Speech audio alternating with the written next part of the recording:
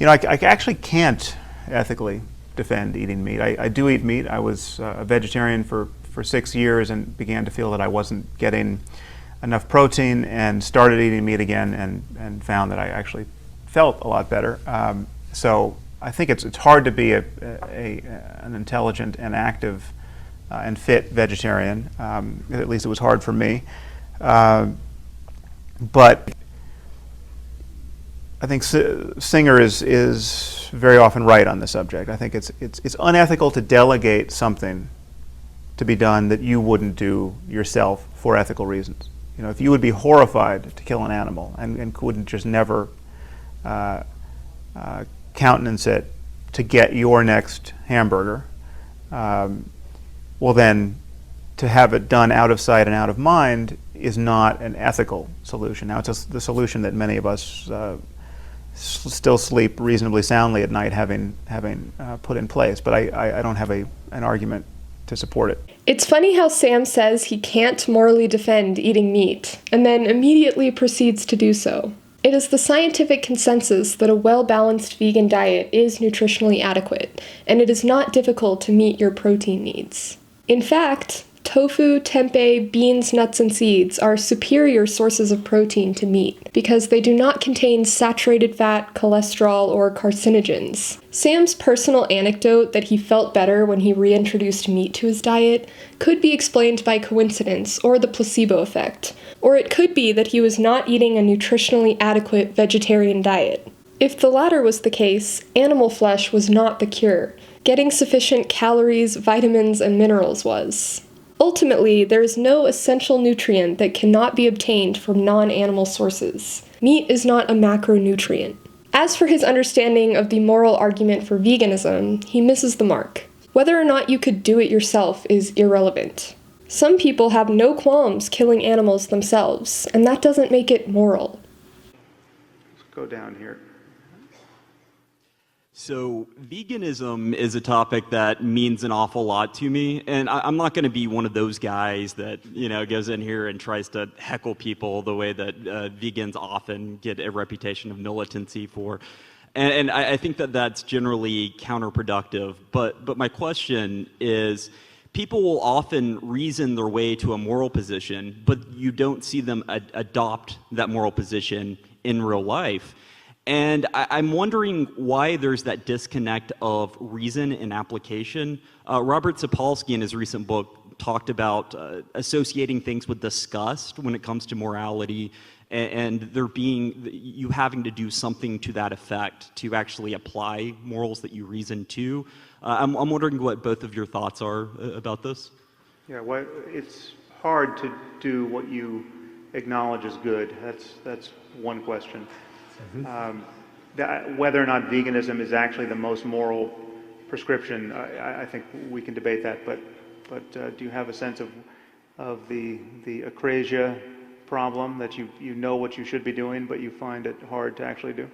Yeah, I mean, I think that is part of the human condition, and we do because we have these built-in drives. We like the taste of meat. We like a lot of things that we can't justify. And it's a question of a combination of self-control and of norms that we share that push us away from urges that we cannot justify.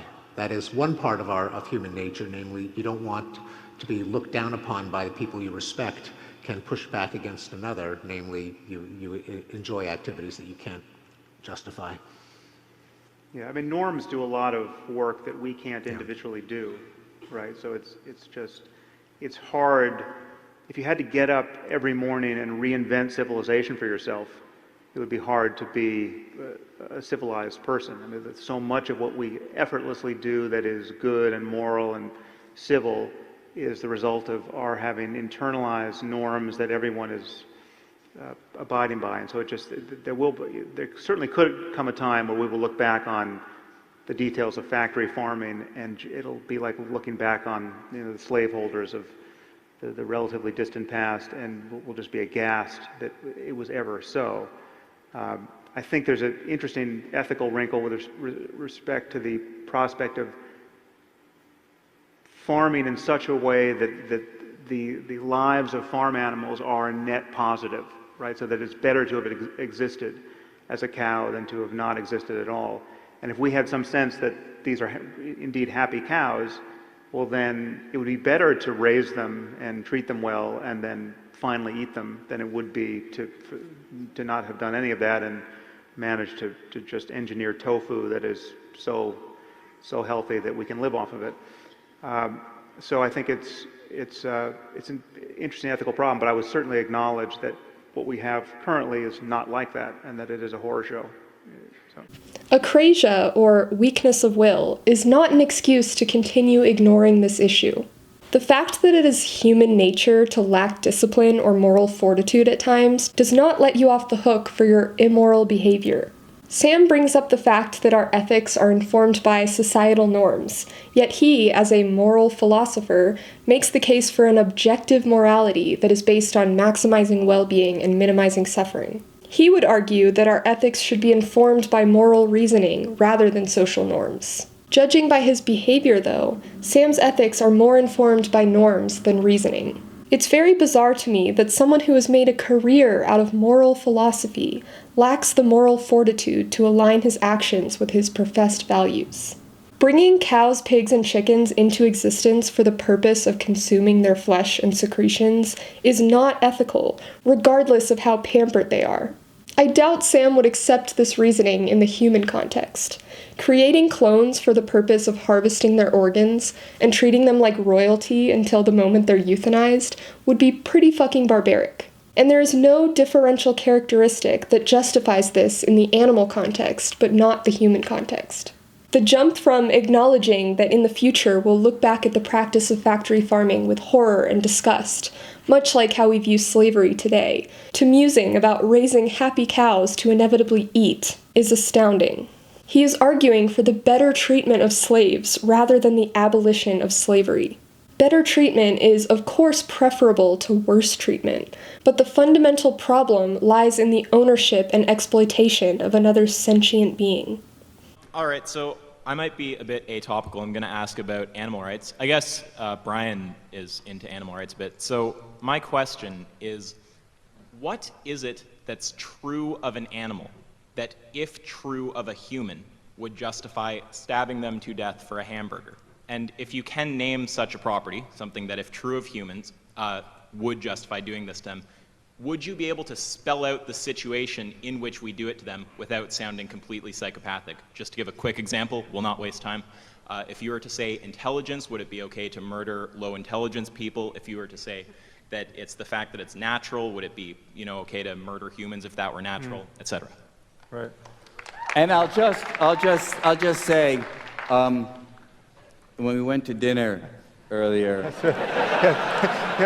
He has the moral high ground based on dinner. The vegan had to sit with 3 meat eaters eating these like big ass steaks. All right, so toss it to you. Well,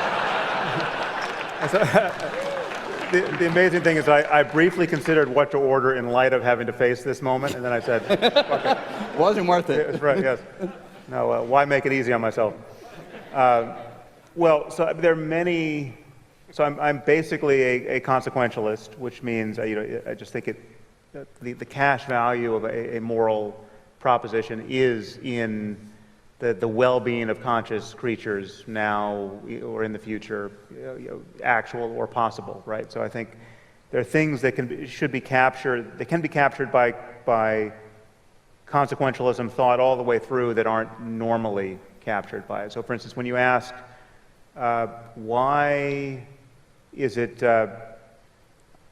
why can't we just kill, if we find people who have the characteristics of livestock, why can't we treat them exactly like livestock, right? So that's sort of a question you just asked. Well, given the nature of what we are as social primates, treating people exactly like livestock has a different consequence on us and on our culture and on our capacity to live with one another than treating livestock like livestock. So it's not precisely the same problem, right? So that's why cannibalism. I mean, there's a taboo around cannibalism that makes sense. I guess there could be some world in which we throw off this taboo and that we don't pay the kinds of consequences many of us feel we might pay, right? So we could just, eat the dead because they're good protein, and we're not at all sentimental about their bodies once we know they're no longer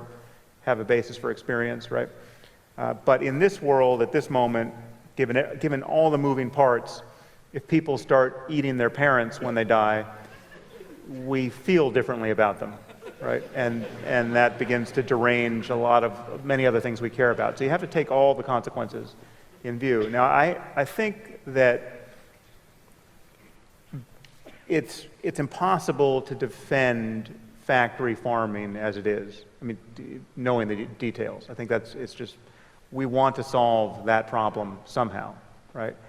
And yet, I happen to think that it's not at all obvious that we can all be vegans and be healthy, right? I mean, we were talking, to give the full picture, we were talking about the problem of being a parent and having vegan or vegetarian kids, right? Now, my view of that is that you're running a kind of science experiment on your kids, and it's not totally clear how it's going to come out, right? And when I've run that experiment on myself, it's, I became anemic the first time I was a vegetarian for 6 years.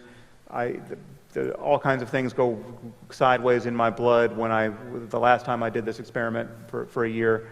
Now, no doubt with more intelligence or more attention to the details, most people can solve those problems for themselves as a vegan or a vegetarian, but perhaps not everyone can, right? And I think there may be another solution. I mean, I'm hopeful that this clean meat revolution that is struggling to be born will be one solution. So there's a company, Memphis Meats, whose CEO I had on my podcast, where they have a meatball that they have engineered that does not entail the death of any animal. It entails the removal of a single cell from the right animal.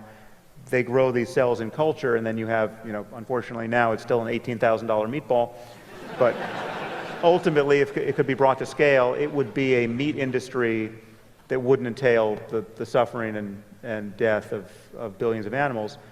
There's this, if you really are worried just about the experience of conscious creatures, there is a way of flipping this around. I have no illusions that this will convince you, a committed vegan or vegetarian, but you have to have an actual counter-argument if you stipulate what I want you to stipulate here. If it's possible to raise livestock under conditions where they're really living lives worth living, right? So that you can really have happy cows or happy ducks or chickens or pigs, which is to say, it would be better for those animals to have been than to not have been. These are net positive lives. Well, then that's a world in which veganism is not actually the most compassionate solution. That would be a world in which bringing those billions of creatures into existence and giving them net positive lives would be better than not, if you think well-being aggregates in some way. If you have the intuition that having a world with 7 billion happy people is better than a world with 2 billion happy people, stipulating that happiness accrues in some sense, right?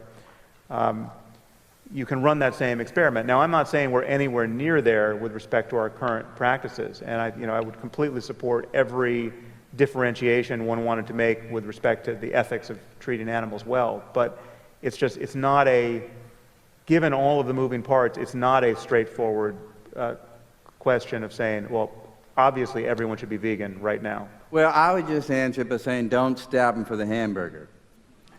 Yeah, Thanks, guys. Yes, I mean that is one answer, but I think it's.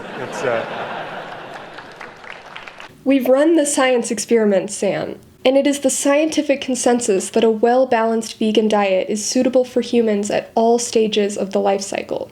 To remain unsure on this after all these years demonstrates willful ignorance. If you are serious about living a moral life, you will put in the effort to learn how to design a balanced vegan diet for your children. As for solving the issue of factory farming, he brings up lab-grown meat as a potential solution, but this contradicts his idea of supposedly increasing well-being by raising happy animals for food. This free-range fantasy of his is simply not economical. Factory farming was born out of the desire to increase efficiency and yield to meet the demands of a growing population. A ban on factory farming would result in the price of animal products skyrocketing, and therefore, what Sam views as nutritionally necessary food would only be accessible to the wealthy. I think if pushed, Sam would favor cultured meat. I'm not opposed to lab-grown meat, and I see it as part of the solution, especially regarding what to feed our carnivorous companion animals. But right now, lab-grown meat is not an option. Plants and plant-based meats are.